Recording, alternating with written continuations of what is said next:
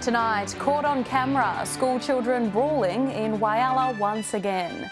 And a colourful celebration on the streets of Port Augusta, with locals turning up in droves for the colour run. From our 7 Spencer Gulf Studios, your nightly news with Madeline Kerr begins now. Good evening, thanks for joining us. Another vicious schoolyard attack has seen the cancellation of an inter-school sporting match in Whyalla. The fight adding to the growing list of altercations taking place at the school this year alone. It's every parent's worst nightmare. A student pinned to the ground while others tackle and kick them. Streams of students flooding in, not to help but to watch the ensuing acts of violence. A circle of onlookers failing to de-escalate the fight, instead taking the opportunity to throw jabs themselves. A Whyalla High School is once again at the centre of a violent pupil outburst, this time taking place in broad daylight on the school's oval. The video obtained by 7 Spencer Gulf News shows the latest fight involved several Year 10 students in the middle of an inter-school soccer match. The game and carnival had to be called off as authorities dealt with the students involved. This fight follows another similar attack that occurred at the school in May.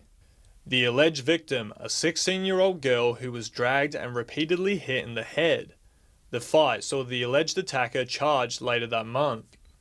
The continued violence at the school has seen security guards hired to patrol the grounds during the school day, staking out the school in high-vis vests, their presence serving as a deterrent to any repeats of what we saw yesterday. Edward McCarroll, 7 Spencer Gulf News. The flood emergency on Australia's east coast is starting to impact parts of the far west after a couple were rescued from dangerous waters near Wilcannia on Sunday. Officers from the Barrier Police District say the driver failed to acknowledge the electronic road signs on the side of the road. The pair became trapped in their vehicle while driving through the floodwaters 1 kilometre south of Tilpa. Fireys and SES crews were called in to help but couldn't reach the pair due to the rising waters. They were eventually freed by some locals in Tipler. The driver was fined $272 for disobeying the road access signs. A reminder for anyone thinking it's a good idea to drive home after a few drinks, it's not. SAPOL has reported a 42-year-old man in Kadina for allegedly blowing .151. That's more than 3 times the legal blood alcohol limit. Officers pulled him over around 12:30 early on Sunday morning, issuing the Wallaroo local with an immediate loss of licence for 12 months. And his car has been impounded for 28 days and he'll be summoned to appear in court at a later date. Port Augusta was bathed in a sea of colour yesterday in one of the first events of the city's extensive NAIDOC Week lineup. Children from around the community are already having an absolute blast while also learning about First Nations culture. Looks like a vibrant week ahead. NAIDOC celebrations in Port Augusta are well and truly underway, with various events showcasing the region's First Nations culture. The events kicked off yesterday morning with an official flag-raising ceremony. A great start. We had good numbers out here. Local community groups, police and residents descended upon Gladstone Square to hear community leaders talk about this year's theme for NAIDOC Week. The celebrations then turning into a fun-filled colour run for the kids. Rainbow dust covering the course that spanned along the city's east side running track and foreshore. We'd like people to come out and join in. It's a way of us making a difference in our community and caring for each other and sharing. Organisers say the week's fun itinerary helps draw out more community members and encourages people to learn more about First Nations culture. With the effects of colonisation has taken a bearing on all. So what we're trying to do is encourage and keep our culture strong, but also keep the fight happening for our rights. More events are planned for the rest of the week, including a quiz night, youth day and smoking ceremony, just to name a few. Organisers encouraging the community to come out and get involved. And we want to share our culture. so people can understand us better, and that'll make a much better community all around if everyone's educated. Edward McCarroll, 7 Spencer Golf News. Still to come tonight, pets, they're just like us and get sick like us too. What you can do to stop your cat from catching a cold. And Port Pirie residents to have their say on what the new financial year means for the city.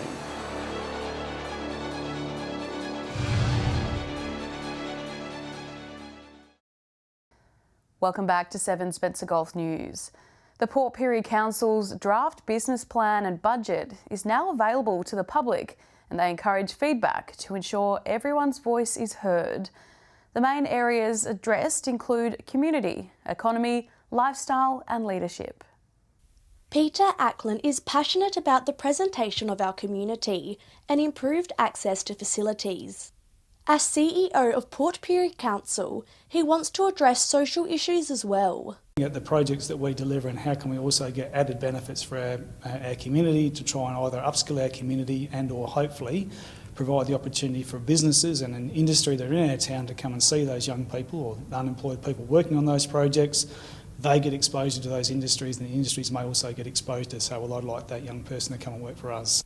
Upgrading the Solomon Town foreshore, revamping local parks and continuing works along the entrance of Port Pirie are some of the projects Council is focusing on.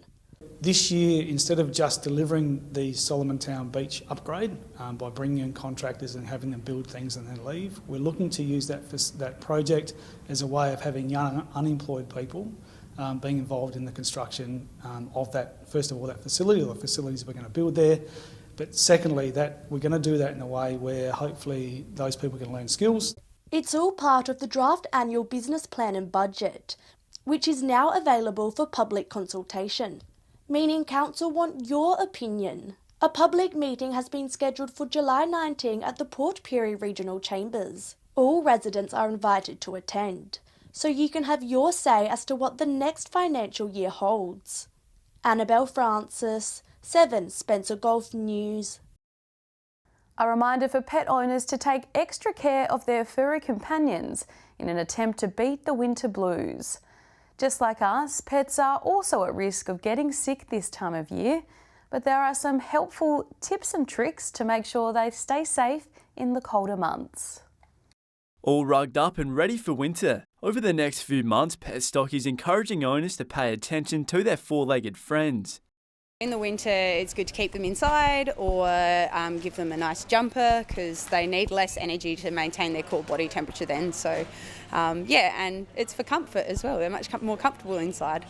It can be as simple as making sure pets stay hydrated and that they avoid contaminated waters from dams and puddles. Keeping them hydrated with fresh, clear water because they can get some pretty nasty bugs from still water. So if you're out at parks and there's a stagnant bowl of water, filling it up with fresh water before you let your pet drink from it. Dogs might love to roll in the mud, but experts are saying it's more important to keep them clean and warm during the colder months. And in terms of them getting muddy, they really enjoy it, but obviously doing your best to dry them, keep them clean. We've got obviously the lovely dog wash. Sally the Beagle making the most of her time in the sun, cruising along the water of Port Lincoln's foreshore. Daily exercise is crucial in keeping your pet healthy and to avoid symptoms of arthritis. In the colder months, you may notice more symptoms of things like arthritis, so making sure you're monitoring them health-wise, activity levels. Their activity level will drop or they'll start to move a bit more stiffly. Henry Millick, 7 Spencer Golf News. Stay with us after the break. A glimpse of horror for young students about to get their driver's licences. And in the wake of the COVID-19 pandemic, the Dial a Doctor service set to stick around.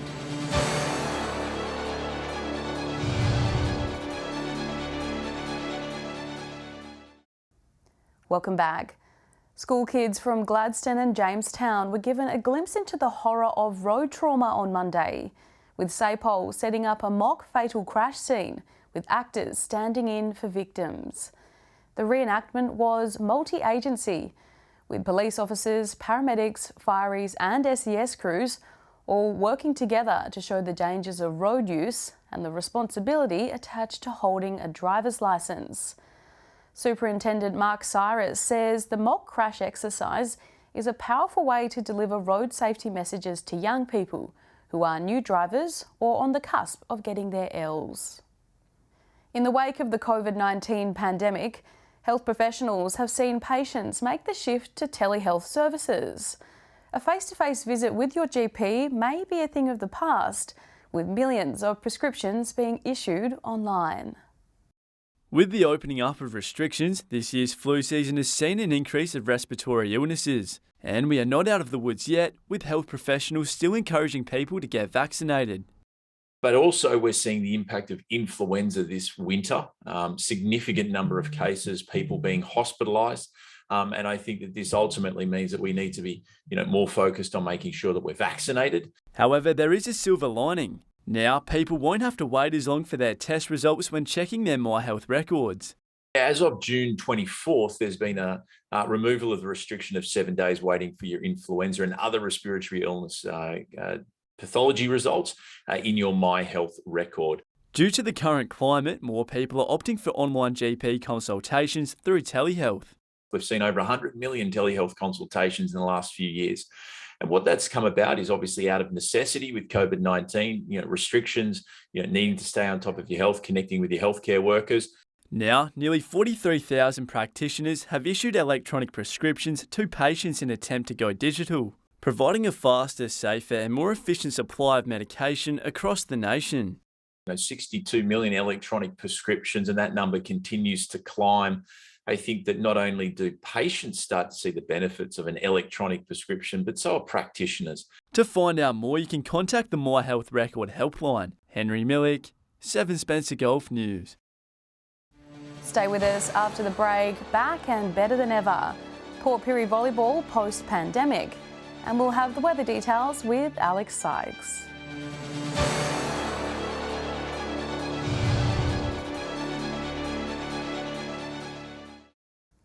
Welcome back to 7 Spencer Golf News this Tuesday.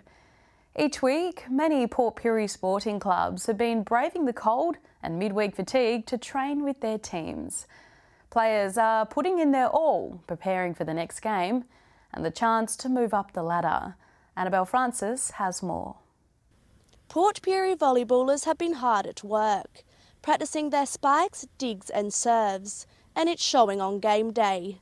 Volleyballers hit the courts late Tuesday night at John Pirie Gymnasium. In the 650 A-grade match, Title of Your Set took on Hammer Time. Title of Your Set were the stronger side throughout the match and won 3-0.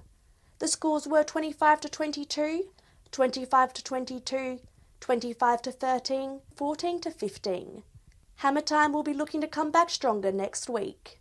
Best players for Title of Your Set were Connor Gorey and Josh Mack. In Hammer Time, they were Daniel Irvin and Benedict Vetterina. The next A-grade match took place at 8 p.m, but they did not let the time of the match steal away their energy. CTTPE took on Mad Lads, and once again one team dominated throughout the match, with CTTPE winning 4-0. The scores were 15-25, 24-26, 24-26 and 11-17. Let's hope next week's scores are more even. Next up, we will hit the netball nets at Port Pirie. Port took on Solomon Town, but Solomon Town were too good throughout the match, winning 60-34.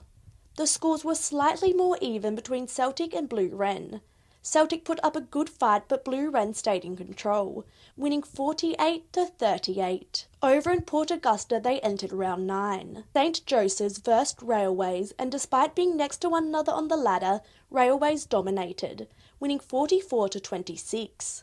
Top team Vikings took on the second top team Magpies, and it's fair to say it was an exciting match. And the score represented this, as the score was 55 each. These two sides will be eager to face each other again soon.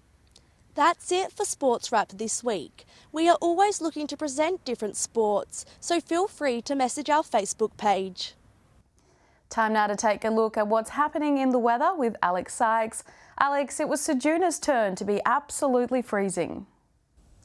It sure was, Maddie. Minus 1.5 degrees was the coolest reading around 7 this morning, but it felt like minus 5. And just for some reference, it hasn't been that cold in Ceduna since minus 1 was recorded in August last year. 16 degrees was the temperature of the day. Port Augusta, Port Pirie and Coffin Bay all got the same memo.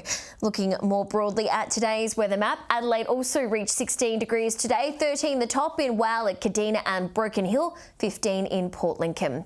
Taking a look at the satellite image now, a high pressure system centred near Tasmania will move over the Tasman Sea tomorrow, but will continue to extend a weak ridge over South Australia. A weak cold front will move over southern coasts late Wednesday ahead of another high, which will develop south of the Bight on Thursday. Moving on to tomorrow's weather outlook now, and we'll start with the Gulf waters. Variable winds about 10 knots, seas below half a metre, and south to southwesterly swell 1 to 1.5 metres. Cloudy in Port Lincoln tomorrow, 17 degrees, just 2 degrees in Cleve, then warming up to a top of 15. Woodner cloudy between 0 and 16 degrees. Morning frost in Wowler, set to reach a max of 15 degrees there. Port Augusta in the minuses tonight, mostly sunny tomorrow. Kadina partly cloudy and 14 degrees. A mostly sunny day is forecast for Port Pirie tomorrow, 15 degrees, but it will feel colder than that. Clare will most likely wake up to some morning frost and set to warm up to a top of 12 degrees there. Broken Hill will be sunny and 16. Taking a look further through the week now, Cooper Pedy, our only sunny centre on Thursday, 16 degrees, 16 in Port Augusta, Port Lincoln and Port Pirie as well, 15 in Wowler and Kadina. Checking Friday's forecast now, showers expected in Kadina, temperatures either 15 or 16 degrees across the board. Broken Hill the only exception, just 13 degrees is forecast. And finally, a quick look at Saturday's weather outlook, and we can see a slight increase in temperature around Port Augusta. Conditions looking fine from Adelaide right up to Cooper Pedy, temperatures mostly in the mid-teens. So Maddie, there is some morning frost across parts of the Spencer Gulf tomorrow, but be sure to be mindful of that when defrosting the windshield, and make sure you drive carefully and to the conditions. And that's all the weather from me for tonight. I'll see you soon with an update. It's back to you. Thanks for that, Alex. And that's local news this Tuesday. I'm Madeline Kerr. Thanks for joining us. I'll have updates a little later, but until then, enjoy your evening. Good night.